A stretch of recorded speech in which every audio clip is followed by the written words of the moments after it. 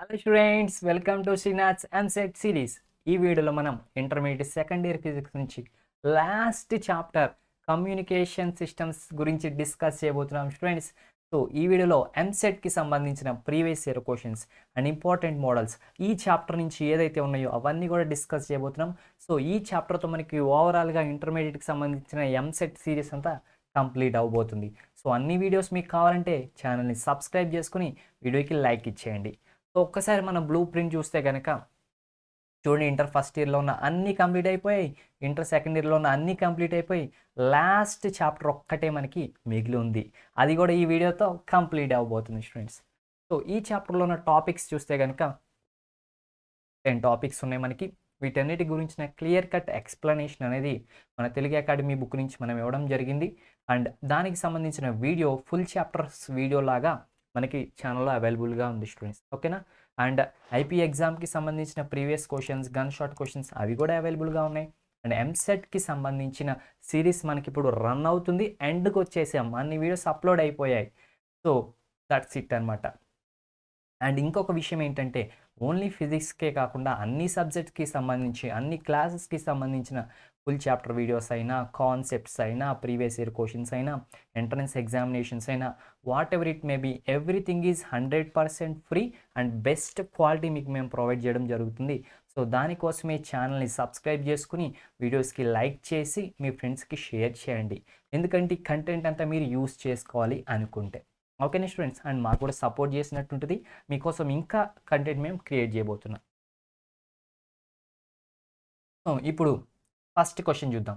If 2 linear antennas having lens in the ratio 2:3. So 2 antennas ఉన్నాయంట, వాటి యొక్క lens ratio. So L1 అనేది ఒకదాని యొక్క లెంత్ అండ్ L2 అనేది ఇంకొక దాని యొక్క లెంత్, వీటి యొక్క రేషియో అనేది 2:3 ఉందంట. యాంటీనాస్ యొక్క lengths are emitting radiation of wavelengths in the ratio. So uh 2 antennas యొక్క లెన్స్ యొక్క రేషియో ఇది, అండ్ ఆ 2 యాంటీనాస్ వల్ల ఒక వేవ్స్ ఎమిట్ చేస్తూ ఉంది. ఆ వేవ్స్ యొక్క వేవ్ లెంత్ ఉంది కదా, దాని యొక్క రేషియో వచ్చేసి ఎంతంటే 8/9. అయితే మనల్ని ఇప్పుడు అడిగేది ఏంటంటే, then the ratio of effective powers radiated by them. So uh 2 antennas వల్ల ఎంత పవర్ రేడియేట్ అవుతుంది, సో ఆ 2 యాంటీనాస్ యొక్క రేడియేషన్ పవర్ యొక్క రేషియో కనిపెట్టమంటున్నారు. అంటే P1/P2 మనల్ని చెప్పమంటున్నారు. వీళ్ళు L1/L2 ఇచ్చారు, λ1/λ2 ఇచ్చారు, P1/P2 చెప్పమంటున్నారు. సో ట్రై చేయండి, ఎంత అయి ఉండొచ్చు దాని ఆన్సర్, ఏనా, బీనా, సీనా, డీనా. సో ఇక్కడ మనకు ఒక ఫార్ములా ఉంది students, that is P is equals to L divided by square root of lambda అనమాట. P directly proportional to. So antenna యొక్క లెంత్కి అది రేడియేట్ చేసే పవర్ డైరెక్ట్లీ ప్రపోర్షనల్గా ఉంటుంది, అండ్ యాంటీనా రిలీజ్ చేసే లేదంటే యాంటీనా ఎమిట్ చేసే వేవ్స్ యొక్క వేవ్ లెంత్కి దాని యొక్క పవర్ అనేది ఇన్వర్స్లీ ప్రపోర్షనల్గా ఉంటుంది. సో దీని నుంచి మనం ఎలా రాసుకోవచ్చు అంటే, P1/P2 is equals to L1/L2 into root of λ2/λ1. ఇది ఫైనల్ ఎక్స్ప్రెషన్ స్టూడెంట్స్, ఈ రేషియోస్ని బట్టి, ఓకేనా. సో L1/L2 ఇన్వర్స్లీ ప్రొపోర్షనల్ కాబట్టి లాంబ్డా వచ్చింది, 2 వచ్చింది పైన. డైరెక్ట్లీ ప్రొపోర్షనల్ అయితే 1 వచ్చేది, ఓకేనా స్టూడెంట్స్. సో L1/L2 అంటే 2/3 ఇంటూ, ఓకేనా. అండ్ ఇక్కడ చూడండి మనకి, so it is not root students, it is square అనమాట. మనకి ఇది స్క్వేర్, రూట్ కాదు. ఇట్ ఈస్ 1/2 కాదు, 2 అనమాట. నేను 1/2 అని రాశాను, ఇట్ ఈస్ 2 అనమాట. సో λ2/λ1 అంటే 9/8 హోల్ స్క్వేర్. ఇప్పుడు P1/P2 ఎంత అవుతుంది, P1/P2 is equals to 2/3 into 9 square అంటే ఎంత, 81, అండ్ 8 స్క్వేర్ అంటే 64. క్యాన్సిల్ చేసి చూడండి, ఇది ఎన్ని టైమ్స్ పోతుంది, 32 టైమ్స్. ఇదేం టైమ్స్ పోతుంది, 27 టైమ్స్. సో ఆప్షన్ ఏంటి, yes it is option C అనమాట. సో అంతగా డౌట్ ఉంటే మన వెరిఫై మిషన్ ఉంది కదా, సో సిరీస్లో లాస్ట్కి వచ్చాం కదా, మన వెరిఫై మిషన్ని వదిలిపెట్టకూడదు ఈ టైంలో, ఎందుకంటే ఫీల్ అవుతుంది. సో 27:32 స్టూడెంట్స్, ఓకేనా. That's it. నెక్స్ట్ అది, for television broadcasting the frequency employed in is normally in range. So television broadcasting కోసం మనకి ఎంత ఫ్రీక్వెన్సీని యూస్ చేస్తారు నార్మల్గా. So 32-300 MHz, 32-300 GHz, 32-300 kHz, 32-30 Hz. So మీరేమనుకుంటున్నారో కామెంట్ సెక్షన్లో మెన్షన్ చేయండి స్టూడెంట్, ఓకేనా. నేను మీకైతే ఒక 5 సెకండ్స్ ఆఫ్ టైం ఇస్తాను, ట్రై చేయండి దీనికి ఆన్సర్. 1 2 3 4 5. సో ఏం ఆప్షన్ అనుకుంటున్నారు? సరే, మన వెరిఫై మిషన్ ఉంది కదా, అడిగేద్దాం చూడండి. సో కంప్యూటర్ గారు reveal the answer. Yes students, it is ఏంటి ఫస్ట్ ఆప్షన్ అనమాట, 30 to 300 మెగాహెర్ట్జ్. సో ఇవి ఫిక్స్డ్ బిట్స్ స్టూడెంట్స్, ఇవి మారేది ఏం లేదు. సో టెలివిజన్ బ్రాడ్కాస్టింగ్ వాళ్ళు ఎంత ఫ్రీక్వెన్సీ వాడతారంటే అది 30 to 300 మెగాహెర్ట్జ్. దీంట్లో మనం నేర్చుకునేది ఏం లేదు, గుర్తుపెట్టుకోవాల్సిన విషయం అనమాట. ఓకేనా స్టూడెంట్స్, ఇది fixed bit. Next, the electromagnetic waves of frequency 2 megahertz to 30 megahertz are used. So ఇప్పుడు ఎలక్ట్రోమాగ్నెటిక్ వేవ్స్లో చాలా ఫ్రీక్వెన్సీస్ ఉంటాయి. అంతకుముందు మనం చెప్పుకున్నట్టు మెగాహెర్ట్జ్ ఉంటాయి, గిగాహెర్ట్జ్ ఉంటాయి. సో అయితే ఒక్కొక్క ఫ్రీక్వెన్సీ ఒక్కొక్క పర్పస్ కోసం మనం యూజ్ చేస్తాం. సో అలాగే ఇప్పుడు 2 మెగాహెర్ట్జ్ నుంచి 30 మెగాహెర్ట్జ్ వరకు ఉన్న ఫ్రీక్వెన్సీస్ని దేనికోసం యూజ్ చేస్తాం? So in ground wave propagation కోసమా, స్కై వేవ్ ప్రాపగేషన్ కోసమా, మైక్రోవేవ్ ప్రాపగేషన్ కోసమా, శాటిలైట్ కమ్యూనికేషన్ కోసమా? దేనికోసం మనం దీన్ని యూజ్ చేస్తాం? దేనికోసం యూజ్ చేస్తాం స్టూడెంట్స్? స్కై వేవ్ ప్రాపగేషన్ కోసమా, మైక్రోవేవ్ ప్రాపగేషన్ కోసమా, శాటిలైట్ కమ్యూనికేషన్ కోసమా, లేదంటే గ్రౌండ్ వేవ్ ప్రాపగేషన్ కోసమా? దేనికోసం యూజ్ చేస్తాం ఈ ఫిక్స్డ్ ఫ్రీక్వెన్సీని? నేను నా బెస్ట్ థింగ్ ఏంటంటే ఎంసెట్ ఎగ్జామ్కి ఎలక్ట్రోమాగ్నెటిక్ వేవ్స్ పెట్టుకుని ఈ ఫ్రీక్వెన్సీ ఏం చేసి పెట్టుకుని అండ్ దేని వాడతాం అనేది ఒక లిస్ట్, ఒక టేబుల్ తయారు చేసుకోండి స్టూడెంట్స్. సో అది ఒకసారి జస్ట్ అలా చూసుకుంటే కనుక సరిపోతుంది అనమాట, మీకు బిట్స్ ఆల్మోస్ట్ మీరు క్యాచ్అప్ చేయగలుగుతారు. ఓకేనా? సో అది ట్రై చేయండి మీరు మర్చిపోకుండా. సరే, దీనికి ఆన్సర్ ఏమనుకుంటున్నారు కామెంట్ సెక్షన్లో మెన్షన్ చేయండి. నేను మీకు 5 సెకండ్స్ ఆఫ్ టైం మళ్ళీ ఇస్తున్నాను. So I will count 5 numbers అనమాట. So 1 2 3 4 and finally 5. సో ఇప్పుడు మనం ఆన్సర్ని రివీల్ చేద్దాం. సో మన కంప్యూటర్ గారు ఉన్నారు కదా మనకి, సో వెరిఫై మిషన్, దానికి పేరు పెట్టుకున్న మీ parent students, verify mission, just kidding అనమాట. సో దేనికోసం వాడతాం స్టూడెంట్స్? స్కై వేవ్ ప్రాపగేషన్ కోసం. స్కై వేవ్ ప్రాపగేషన్ అంటే తెలుసు కదా, సో ఇలా స్కైలోకి వెళ్ళి మనకి రిఫ్లెక్ట్ అవుతుంది కదా, ఐనోస్పియర్ రేడియేషన్ లైక్ దట్, దానికోసం వాడతాం అనమాట. నెక్స్ట్ది, the electromagnetic waves of frequency 6 GHz are used in. Okay, the electromagnetic waves of frequency 6 GHz are used in. Options ఇచ్చేసాను స్టూడెంట్స్. సో ఓకేనా, ఇందాడేమో మనకి ఏమొచ్చింది 3 to 30 మెగాహెర్ట్జ్, ఇప్పుడేమో 6 GHz అనమాట. సో ఈ 6 GHz ఫ్రీక్వెన్సీ ఏదైతే ఉందో అది ఎక్కడ వాడతారు? టీవీ బ్రాడ్కాస్ట్లోనా, ఎఫ్ఎం బ్రాడ్కాస్ట్లోనా, శాటిలైట్ కమ్యూనికేషన్లోనా, సిల్లర్ మొబైల్ రేడియోలోనా? ఇందాడ ఒక ఫ్రీక్వెన్సీ వచ్చింది, దట్ ఈజ్ మెగాహెర్ట్జ్లో ఉంది. అవి ఎక్కడ వాడాం మనం? టెలివిజన్స్లో వాడాం, స్కై వేవ్లో మళ్ళీ కొన్ని వాడాం. సో ఇక్కడ 6 GHz అంట, ఇందాడది మెగా అయితే ఇప్పుడు గిగాది. ఇది ఎక్కడ వాడతారు? ఆల్రెడీ టీవీ కమ్యూనికేషన్ మనకు అయిపోయింది కాబట్టి ఎఫ్ఎమ్మా, శాటిలైటా, సెల్లారా? ఏమనుకుంటున్నారు? What is your answer? Guess చేయండి. పోనీ మీకు ఆన్సర్ రాకపోయినా ఇదే ఎంసెట్ ఎగ్జామ్ అనుకోండి, లేదంటే ఇదే ఒక మాక్ టెస్ట్లో చూడండి, రాయండి. పోనీ రాకపోతే వస్తే ట్రై చేయండి. ఓకేనా? సో ఎందుకంటే ఇది ఎగ్జామ్ ముందు మీకు ఒక ఓవర్ వ్యూ లాగా ఉంటుంది, తెలుస్తుంది అనమాట స్టూడెంట్స్. ఓకే, దీన్ని బట్టి మీరు గెస్ చేయగలరా లేరా, మీకు ఎన్ని మార్క్స్ వస్తాయి అనేది కూడా మీరు ఐడెంటిఫై చేయొచ్చు, లేదంటే ఏ చాప్టర్లో మీరు వీక్గా ఉన్నారు మీకు అర్థమవుతుంది. ఓకేనా? సో ట్రై చేయండి. I'm giving you 3 seconds of time. 1 2 3. So verify. So satellite communication. So ఇక్కడ నుంచి శాటిలైట్ అనగానే మీరు గుర్తుపెట్టుకోవాల్సింది 6 GHz అనమాట. సో దాట్స్ ఇట్ స్టూడెంట్స్, అలా స్ట్రాంగ్ అయిపోవాలి మైండ్లో మీకు. The function of a detector is to demodulate the modulated carrier wave and the steps for this process are. ఇప్పుడు మనకి డిటెక్టర్ ఉంటుంది, ట్రాన్స్మిటర్ ఉంటుంది. సో డిటెక్టర్ చేసే పని ఏంటి అంటే అది డిమాడ్యులేట్ చేయాలి. ఆల్రెడీ మాడ్యులేట్ అయిపోయి వచ్చిన క్యారియర్ వేవ్ని డిమాడ్యులేట్ చేయాలి. సో డిమాడ్యులేట్ చేసిన తర్వాత దాంట్లో తర్వాత ఉండే ప్రాసెసెస్ ఏంటి? సో డిమాడ్యులేషన్ చేసి ఫిల్టరింగ్ చేయాలా, డిమాడ్యులేషన్ చేసి రెక్టిఫికేషన్ చేయాలా, లేదంటే రెక్టిఫికేషన్ చేసి ఫిల్టరింగ్ చేయాలా, లేదంటే రీజనరేషన్ చేసి ఫిల్టరింగ్ చేయాలా? సో ఏం చేయాలి స్టూడెంట్స్? సో డిటెక్టర్ యొక్క ఫంక్షన్ ఏంటి? డిటెక్టివ్ లాగా డిటెక్టర్ అనమాట. సో ఈ డిటెక్టర్ ఏం చేస్తుంది? What does it will do? ఏం చేస్తుంది స్టూడెంట్స్?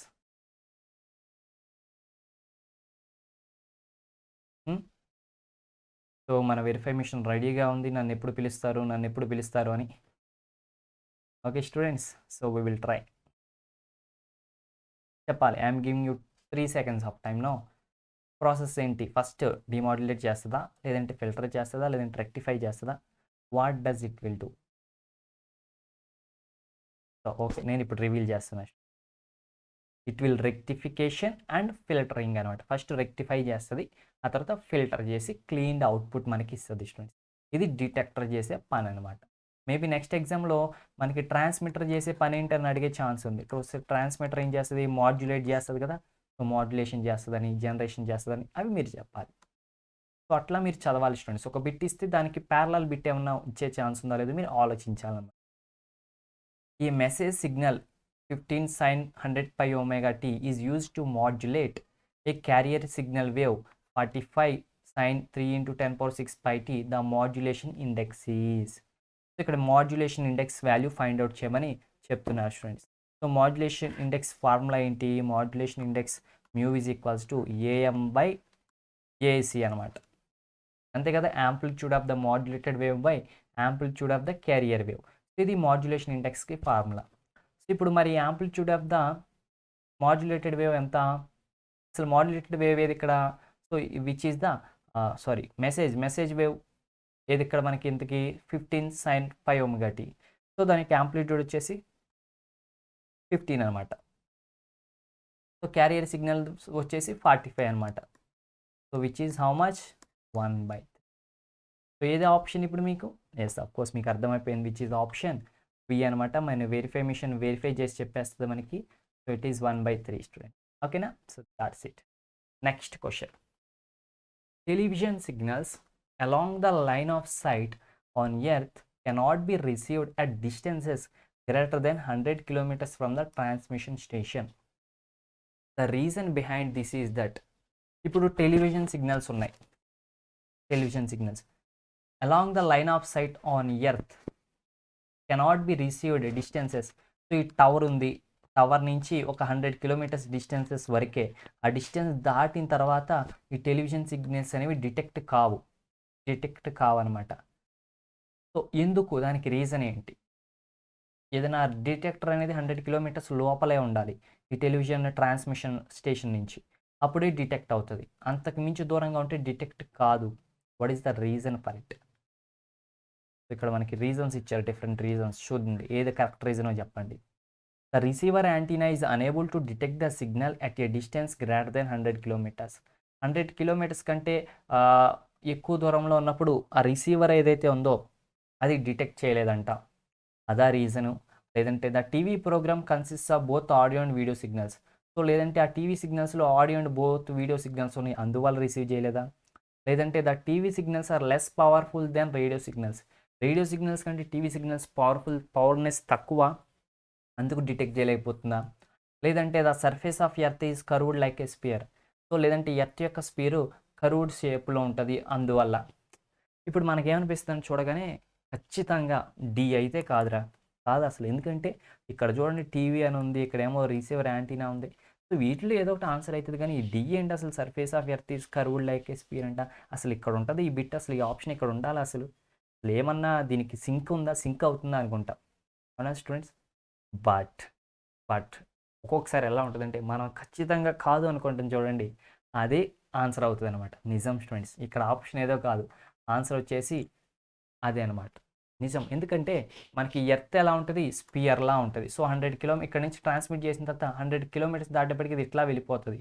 సో అందుకే 100 kilometers లోపల ఉంటుంది. సో ఇక్కడ ఉన్నాం అనుకో, మనకి ఇట్లా వెళ్ళిపోతే రీసీవ్ అవుతుంది కదా, ఇట్లా రావాలి. So that is the main reason students. ఎందుకంటే లైన్ ఆఫ్ సైట్ అంటే ఏంటి? స్ట్రైట్ లైనే కదా ట్రాన్స్మిషన్ అనేది. సో మనకి ఎర్త్ కర్వ్డ్గా ఉంటే స్ట్రైట్ లైన్ ట్రాన్స్మిషన్ కొంతవరకే జరుగుతుంది. That is the main reason students. Next క్వశ్చన్లోకి వెళ్ళిపోదాం మనం. Which of the following statements is correct? వీటిలో ఏ statement correct? A transducer is a device which does not convert one form of energy to another form. ఇది కరెక్టా? Transducer అనేది ఒక ఫామ్లో ఉన్న ఎనర్జీ ఇంకో ఫామ్లోకి కన్వర్ట్ చేయలేదంట. ఆ స్టేట్మెంట్ కరెక్టా? లేదంటే the band width of music signals is 1 kHz. So music signals యొక్క బ్యాండ్ విడ్త్ అనేది 1 kHz అంట. ఇది కరెక్టా? లేదంటే band width of picture signals is 4.2 MHz. లేదంటే ఇది కరెక్టా? లేదంటే for voice signals frequency range is less than 300 Hz. లేదంటే ఇది కరెక్టా? వీటిలో ఏది కరెక్టో మీరు చెప్పాలి. సో మన క్వశ్చన్స్లో అసర్షన్ రీజనింగ్ టైప్ క్వశ్చన్స్ ఉంటాయి స్టూడెంట్స్, అలాగే correct or incorrect type questions ఉంటాయి, ఇంకేం టైప్ క్వశ్చన్స్ ఉంటాయి, మ్యాచ్ ద ఫాలోయింగ్ ఉంటాయి. ఓకేనా స్టూడెంట్స్? ఇంకా నార్మల్ క్వశ్చన్స్ ఉంటాయి, ఎంసీక్యూస్ ఆర్ ఎన్ఏటీస్ అంటాం మనం. ఓకేనా? అంటే నార్మల్ క్వశ్చన్స్ అనమాట. సో ఈ 3 special types: assertion reasoning, correct or incorrect, match the following. సరే ఇప్పుడు చెప్పండి, వీటిలో కరెక్ట్ అయింది ఏంటి, ఒకసారి రాంగ్ అయిన ఆన్సర్ చెప్పమంటారు. సో చెప్పాలి, వీటిలో కరెక్ట్ స్టేట్మెంట్ ఏంటి? సరే ఇది కరెక్ట్ స్టేట్మెంటా? కాదు, ఎందుకంటే ట్రాన్స్డ్యూసర్ అనేది ఒక ఫామ్ నుంచి ఇంకో ఫామ్లోకి మారుస్తుంది, బట్ ఇది మార్చదు అంటున్నారు. కాబట్టి ఇది కరెక్ట్ స్టేట్మెంట్ కాదు. మరి డి కరెక్ట్ స్టేట్మెంట్ అంటే వాయిస్ సిగ్నల్స్ యొక్క రేంజ్ అంటే లెస్ దెన్ 300 అంట. మనకి ఆడిబుల్ ఫ్రీక్వెన్సీ ఎంత, విచ్ ఈస్ 20 to 2000 కదా, బట్ ఇది దానికి తప్పు చెప్తుంది. కాబట్టి ఇది కరెక్ట్ కాదు. మరి ఈ రెండే మిగిలినాయి. ఈ రెండిట్లో కరెక్ట్ అయింది ఏంటో చెప్పాలి స్టూడెంట్స్ మీరే, ఏం భయపడద్దు. మన వెరిఫై మిషన్ ఉంది కదా, అట్లా వెరిఫై చేసి పక్కన పడేస్తుంది. ఓకేనా? సో ఏంటిది, పిక్చర్ సిగ్నల్స్ యొక్క బ్యాండ్ విడ్త్ అనేది 4.2 MHz అనమాట. సో ఈ వాల్యూ మీరు గుర్తుపెట్టుకోండి. ఓన్లీ 4.2 కాదు, MHz కూడా మీరు గుర్తుపెట్టుకోవాలి. అండ్ ఇదైతే కరెక్ట్ కాదు స్టూడెంట్. సో ఒకసారి ఛానల్ని సబ్స్క్రైబ్ చేసుకోండి, వీడియోకి లైక్ ఇచ్చి మీ ఫ్రెండ్కి ఒక షేర్ కొట్టేయండి, మనం వీడియోలోకి ఎంటర్ అయిపోదాం. సో 9th బిట్ వచ్చేసి for practical application modulation index is. For practical application modulation index is. So modulation index practical applications కోసం మాడ్యులేషన్ ఇండెక్స్ ఏంటి? Modulation index can take any value. Modulation ఇండెక్స్కి ఏ value అన్నా ఉండొచ్చా? లేదంటే should be less than 100%, should exceed 100% కంటే ఎక్కువ ఉండొచ్చా? అంటే కరెక్ట్గా 100% ఉండాలా? ప్రాక్టికల్గా మనం వాడుకోవాలంటే మాడ్యులేషన్ ఇండెక్స్కి ఎంత వాల్యూ ఉండాలి?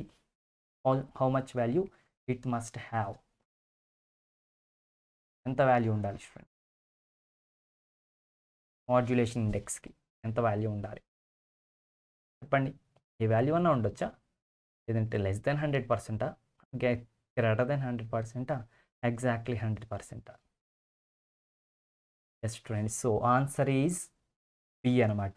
అది 100% కంటే లోపల ఉండాలి ఖచ్చితంగా. సో ఒక్కసారి మన వెరిఫై మిషన్ అడిగితే అలా వెరిఫై చేసి చెప్పేస్తుంది. Next question, the principle used in the transmission of signals through a optical fiber is. So ఒక ఆప్టికల్ ఫైబర్ గుండా సిగ్నల్స్ ట్రాన్స్మిట్ అయ్యి వెళ్ళడానికి ఏ ప్రిన్సిపల్ ఉపయోగపడుతుంది? సో నేను వేసిన డయాగ్రామ్ చూసినా కానీ మీకు ఆన్సర్ గుర్తొచ్చేస్తుంది. చెప్పడానికి ట్రై చేయండి, ఆప్షన్స్ కూడా ఇస్తున్నాను మీకు. సో అవన్నా ట్రై చేసి చూడండి. సో ఈ చాప్టర్ రాకపోయినా ఆప్టిక్స్ చాప్టర్ వచ్చినా దీనికి ఆన్సర్ చెప్పేయచ్చు. సో చూడండి, రిఫ్రాక్షన్ అంటామా, డిస్పర్షన్ అంటామా, టోటల్ ఇంటర్నల్ రిఫ్లెక్షనా, ఇంటర్ఫెరెన్సా? ఏ ప్రిన్సిపల్ని యూజ్ చేసుకుని మనకి ఆప్టికల్ ఫైబర్స్లో ఈ సిగ్నల్స్ అనేవి ట్రాన్స్ఫర్ అవుతున్నాయి, ట్రాన్స్మిషన్ జరుగుతుంది? ఏ ప్రిన్సిపల్ని యూజ్ చేసుకుని ఈ ట్రాన్స్మిషన్ అనేది జరుగుతుంది? ఓకేనా? చెప్పాలి.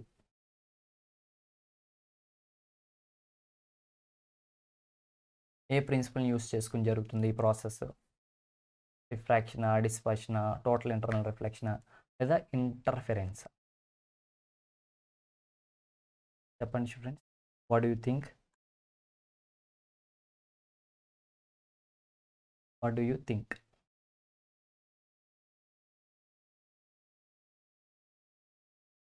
సో ఇప్పటికీ మీకు ఆన్సర్ అర్థమైపోయి ఉంటుంది. So which is nothing but total internal reflection. కాకపోతే మన వెరిఫై మిషన్ ఒక్కసారి వెరిఫై చేస్తుంది చూడండి. ఇక్కడ డయాగ్రామ్ వేసాను కదా, ఇలా వెళ్ళింది, రిఫ్లెక్ట్ అయింది, ఇలా వచ్చింది, ఇలా వచ్చింది.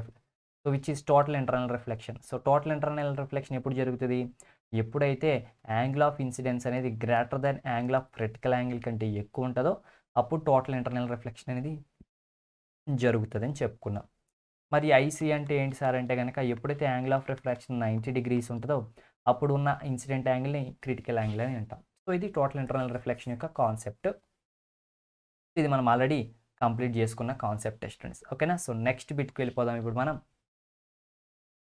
అసర్షన్ రీజన్ చెప్పా కదా, అసర్షన్ రీజన్ టైప్ క్వశ్చన్స్ వస్తాయని. Modulator or encoder is an essential component of a transmitter. So ట్రాన్స్మిటర్లో మాడ్యులేటర్ కానీ ఎంకోడర్ కానీ అదనేది చాలా ఎసెన్షియల్ కాంపోనెంట్ అంట.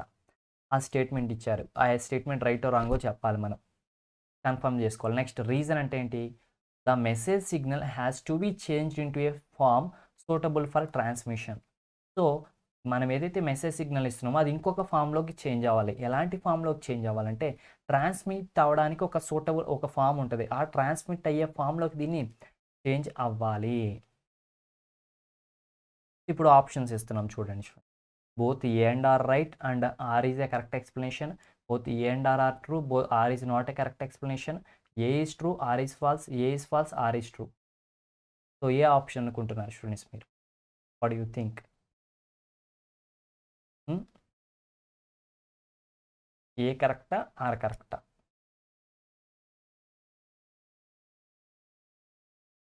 ఏది కరెక్ట్ అని అనుకుంటున్నారు?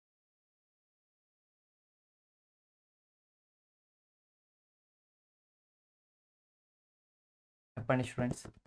సో ఏ అనేది కరెక్టే, అవును. ట్రాన్స్మిటర్లో మాడ్యులేటర్ అనేది ఖచ్చితంగా ఉండాలి. ఎందుకు ఉండాలి అంటే ఈ మెసేజ్ సిగ్నల్ని మనం సూటబుల్ ఫామ్లోకి మార్చాలి. ఆ మార్చేదే మాడ్యులేటర్, మాడ్యులేషన్. సో దానికోసం కావాలి. సో ఏ కరెక్టే, ఆర్ కరెక్ట్ అండ్ ఆర్ కూడా ఏకి కరెక్ట్ ఎక్స్ప్లెనేషన్ అనమాట. సో అందుకే మనం ఒక్కసారి వెళ్ళి వెరిఫై చేసేద్దాం చూడండి. సో 11th వచ్చేసి that is the answer is correct. So next బిట్కి వెళ్దాం students. A signal of 20 kHz is being carried on a carrier wave of 3 MHz. A signal of 20 kHz is being carried on a carrier wave of 3 MHz. What are the sideband frequencies? So దీనికి options ఇచ్చారు.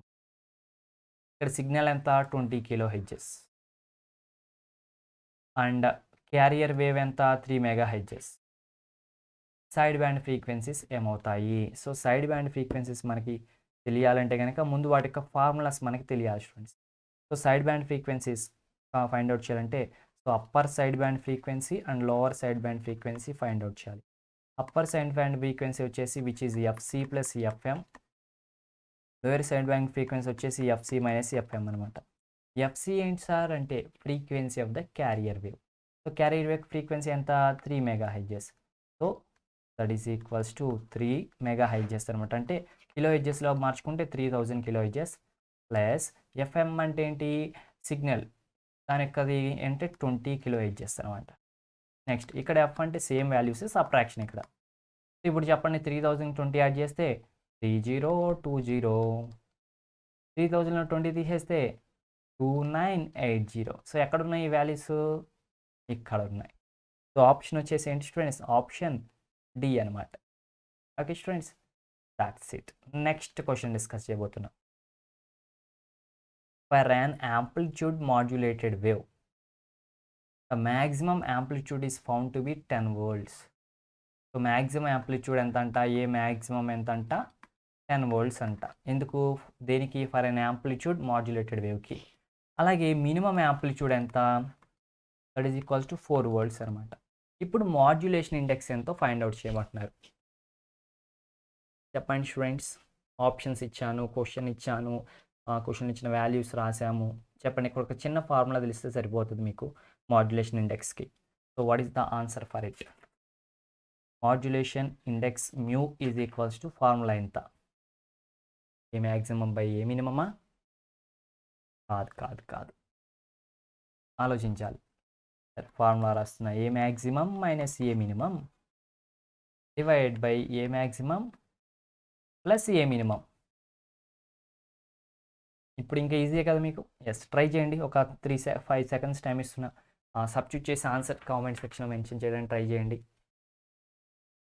ఏ maximum 10 volts, ఏ minimum 4 volts. ఎంత easy ఇంకా మీకు.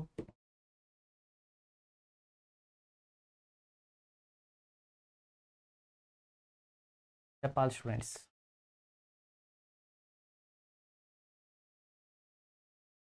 So 10 minus 4 by 10 plus 4. 10 minus 4 అంటే 6, 10 plus 4 అంటే 14. So simple కదా. 2 table 3/7. So what is the option? Yes, option is option C అనమాట. So దీన్ని వెరిఫై చేద్దాం ఒకసారి. వెరిఫై. ఎంత సింపుల్గా అయిపోయింది స్టూడెంట్స్. సో నెక్స్ట్ క్వశ్చన్కి వెళ్దాం మనం. In frequency modulated wave. So frequency modulated వేవ్లో ఏమవుతుంది? ఫ్రీక్వెన్సీ అండ్ యాంప్లిట్యూడ్ రెండు టైంతో పాటు చేంజ్ అవుతాయా, లేదంటే ఫ్రీక్వెన్సీ అండ్ యాంప్లిట్యూడ్ కాన్స్టెంట్గా ఉంటాయా, లేదంటే ఫ్రీక్వెన్సీ అనేది టైంతో పాటు చేంజ్ అవుతుందా, లేదంటే యాంప్లిట్యూడ్ టైంతో పాటు చేంజ్ అవుతుందా? సో ఫ్రీక్వెన్సీ మాడ్యులేటెడ్ వేవ్ అంటే ఎఫ్ఎం వేవ్ స్టూడెంట్స్. సో మనకి ఏఎం వేవ్ ఉంటుంది, ఎఫ్ఎం వేవ్ ఉంటుంది, అవునా కదా? Amplitude modification, FM frequency modification, PM phase modification ఉంటాయి కదా, లైక్ దట్. సో దీంట్లో ఇప్పుడు ఏ option right? In A or option B or option C or option D. So I'm giving you 5 seconds of time to get this answer. So frequency and amplitude రెండు మారుతాయా, రెండు కాన్స్టెంట్గా ఉంటాయా, లేదంటే frequency ఒక్కటే మారుతుందా, లేదంటే యాంప్లిట్యూడ్ ఒక్కటే మారుతుందా? చెప్పాలి స్టూడెంట్స్. చాలా ఈజీ క్వశ్చన్ అనమాట. ఆన్సర్ తెలిసాక ఇంతేనా అనుకుంటారు. సార్ చూస్తారా ఆన్సర్ ఏంటిది? ఫ్రీక్వెన్సీ. ఎందుకంటే పేరులో ఉంది కదా ఫ్రీక్వెన్సీ. ఒకవేళ మిమ్మల్ని నెక్స్ట్ ఈ టైం ఈ క్వశ్చన్ అడిగారు అనుకోండి, ఏఎం వేవ్ అన్నారు అనుకోండి, అప్పుడు ఏం చెప్తారు? అప్పుడు ఆప్షన్ డి చెప్పాలన్నమాట. ఒకవేళ ఇది అడిగితే అప్పుడు ఫేజ్ మాడ్యులేషన్, ఫేజ్ అని చెప్పాలి. సో నెక్స్ట్ ఈ రెండిట్లో ఏదో క్వశ్చన్ అడిగే ఛాన్స్ ఉంటుంది. సో అట్లా మీరు ప్రిపేర్ అవ్వడం బెటర్ థింగ్ అనమాట. Okay students, that is the best thing you can do అనమాట. సో ఇప్పుడు నెక్స్ట్ క్వశ్చన్కి వెళ్దాం. Which of the following frequencies will be suitable for beyond the horizon communication using sky waves? So sky వేవ్స్ని use చేసి మనం beyond the horizon కనుక communication చేయాలంటే ఏ ఫ్రీక్వెన్సీని వాడతాం? 20 MHz, 20 MZ, 20 GHz, 20 kHz? ఏ ఫ్రీక్వెన్సీని వాడతామో మీరు ఇప్పుడు చెప్పాలి స్కై వేవ్స్ యూస్ చేసి. 1 2 3 4 5. సో చెప్పండి స్టూడెంట్స్, ట్రై చేయండి. ఏ వేవ్స్ని మనం వాడతాం? 20 20 20 అన్నీ 20లే, కన్ఫ్యూజ్ అవ్వద్దు. ఓకేనా? ఇక్కడ MHz ఒక ఆప్షన్ అయితే చెప్తున్నా, ఇదైతే కాదు. ఎందుకంటే మనకి మెగాహెడ్జెస్, గిగాహెడ్జెస్, కిలోహెడ్జెస్. ఇది జస్ట్ ఏంటి ఎంజెడ్ అంటే హెడ్జెస్ అంటేనే హెచ్జెడ్ కదా, జెడ్ ఇట్స్ మిస్టేక్ అనమాట. సో ఆప్షన్ అయితే ఖచ్చితంగా కాదు. మిగతా 3 ఆప్షన్స్ ఉన్నాయి. ఏ ఆప్షన్? Kilo, giga, mega. సరే, ఇంకా వెయిట్ చేయడం ఎందుకు, మన వెరిఫై మిషన్ ఉంది కదా, అడిగేద్దాం పాపం. Verify. So which is 20 MHz friends. So ఈ ఫ్రీక్వెన్సీని మనం వాడతాం అనమాట స్కై వేవ్స్లో. Okay, next question. The maximum number of TV signals that can be transmitted along a coaxial cable is? So ఒక కోయాక్సియల్ కేబుల్ ఉంటే ఆ కేబుల్ గుండా ఎన్ని టీవీ సిగ్నల్స్ని మనం ట్రాన్స్మిట్ చేయొచ్చు? సో ఆప్షన్స్ ఇస్తున్నా. 100 సిగ్నల్స్నా, 125 సిగ్నల్స్నా, 140 సిగ్నల్స్నా, 90 సిగ్నల్స్నా? ఏ సిగ్నల్స్ మనం పంపించవచ్చు? 100, 125, 140, 90. చెప్పండి students. Option is option B అనమాట. ఎన్ని? 125 సిగ్నల్స్ మనం పంపించవచ్చు.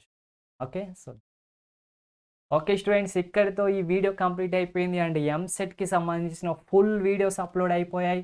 అన్ని వీడియోస్ కంప్లీట్ అయిపోయి. Intermediate first year completed and intermediate second year completed. Everything is completed. So మొత్తం టోటల్ మనకి 16+14 30 చాప్టర్స్కి సంబంధించిన ఈచ్ అండ్ ఎవ్రీ చాప్టర్కి సంబంధించిన వీడియో మనకి అవైలబుల్గా ఉంది. సో ఒక్కసారి వెళ్ళి చూడండి.